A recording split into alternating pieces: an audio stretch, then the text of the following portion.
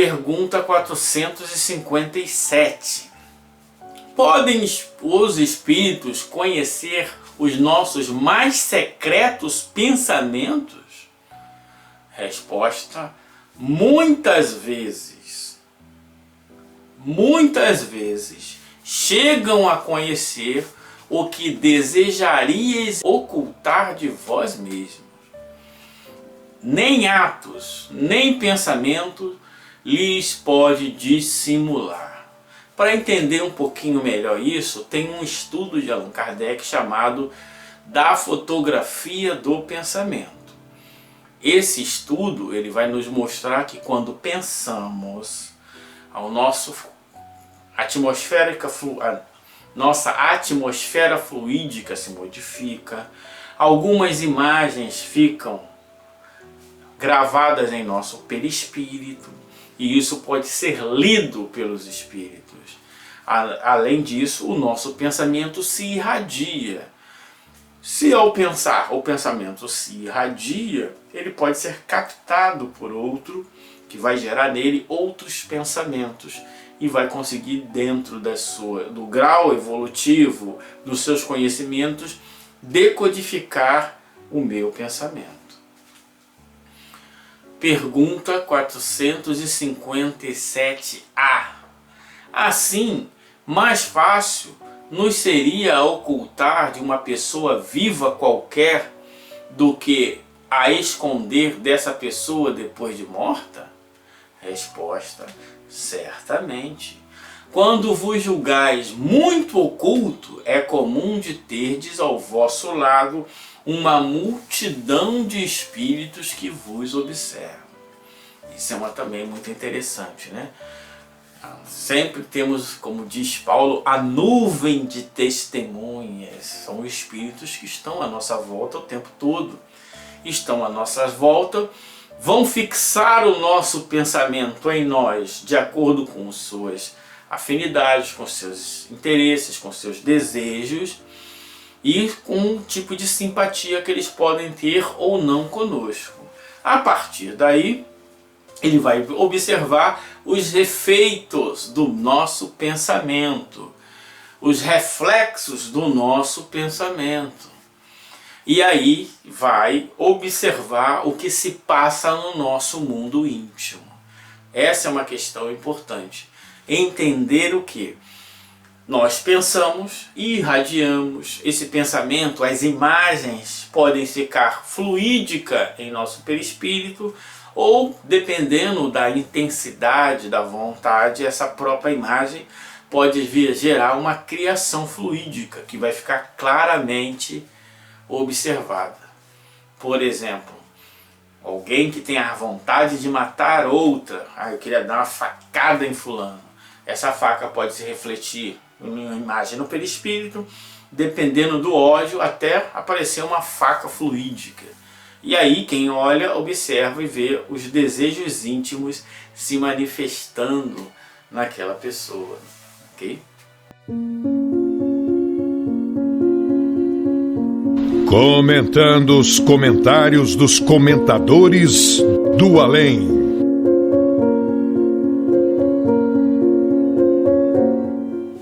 Aí o espírito vai comentar aqui.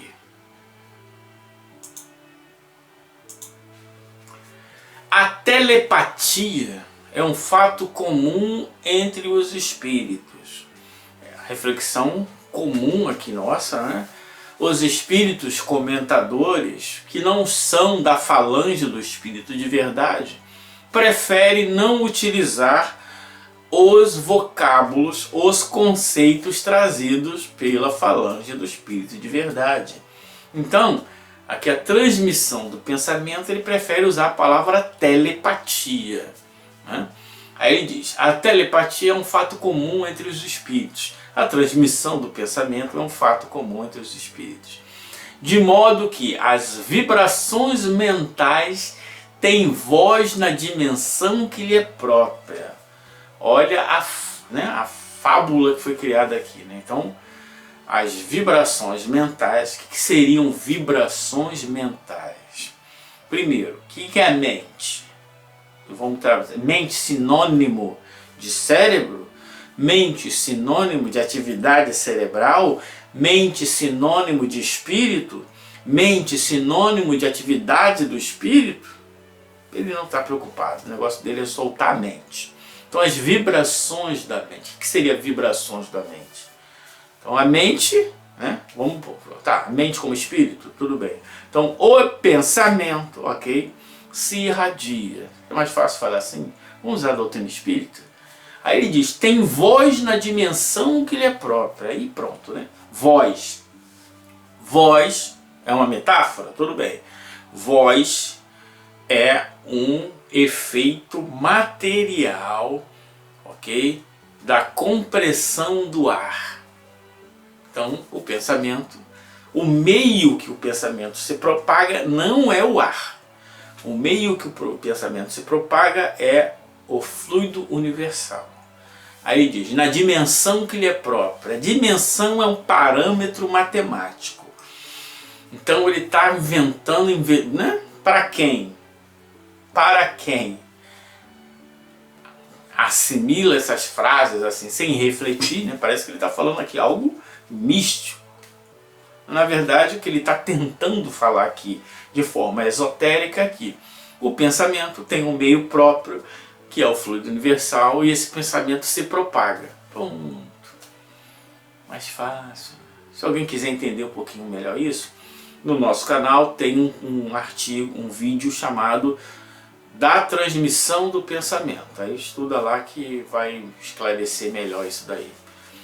Aí ele diz, os espíritos elevados podem observar nossos mais secretos pensamentos. No entanto, existem espíritos que não conseguem conhecê-los. Então ele está aqui estabelecendo o quê? Que os espíritos inferiores não conseguem observar nossos pensamentos secretos. Mas se nós somos espíritos iguais a eles, os espíritos se comunicam pelo pensamento. Isso é, o pensamento se transmite. O sinal, a perturbação no espaço-tempo se transmite, que vai ser percebido pelo outro espírito. Se eu sou um espírito e ele é um espírito, por que ele não pode conhecer os nossos pensamentos? Ele não consegue penetrar nesse pensamento, por quê? Porque se o pensamento se reflete no perispírito em forma de imagens, o pensamento se irradia, o pensamento cria imagens fluídicas, por que esse espírito inferior não pode perceber? Essa é uma questão interessante, né? Aí ele diz, por se encontrarem nas baixas vibrações espirituais. Aí eu te pergunto, quem está no estado de mais baixa vibração? O encarnado ou o desencarnado? O encarnado. Então, não é por isso. Agora, a qualidade, o estado do espírito, ele pode emitir pensamentos, ok? Numa qualidade que aquele espírito pode não perceber. Mas isso depende do grau evolutivo do encarnado. E não porque ele é desencarnado inferior. Se fosse assim, um espírito inferior não conseguiria captar o pensamento para obsidiar um inferior também. Não, existem várias formas em que o espírito consegue captar. Por exemplo, no estado de obsessão, no estado de fascinação, no estado de subjugação, é um estado em que o espírito está bem ligadinho com o encarnado e tudo que ele pensa o espírito consegue captar. Mesmo não estando nesse estado, existem outros mecanismos que podem ser percebidos pelos espíritos. Não é porque é superior, porque é inferior. Aí ele diz, tudo se prende à evolução de cada um. Os espíritos conseguem manter seus pensamentos ocultos aos seus inferiores, mas não podem fazer com relação aos seus superiores. Os espíritos podem se ocultar dos inferiores, mas não podem se ocultar dos superiores. Os pensamentos podem ter alguma relação aí sim. Aí continua ele. Os exemplos são os médiuns, que já receberam livros e mais livros no processo telepático. É claro que ele se transmite, o pensamento se transmite, né? Vai do espírito, perispírito, os fluidos, capta pelo perispírito do médium que passa para o corpo e ele transmite o pensamento. O espírito pode estar em grandes distâncias e transmitir para os médiuns, que esses recebem como se estivesse ouvindo frente a frente, até com mais nitidez.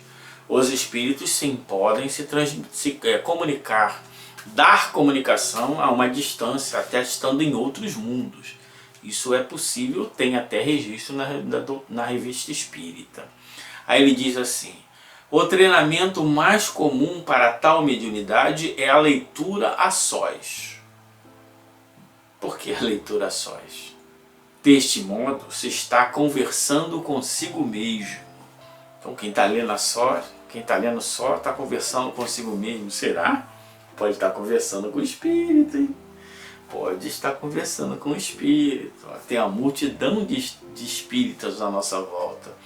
Esse está a sós aí, quem está só? Difícil, hein? Continua ele: com os recursos da telepatia, esse exercício vai se estendendo até chegar à voz sem embaraço dos espíritos. Uma invenção total aqui.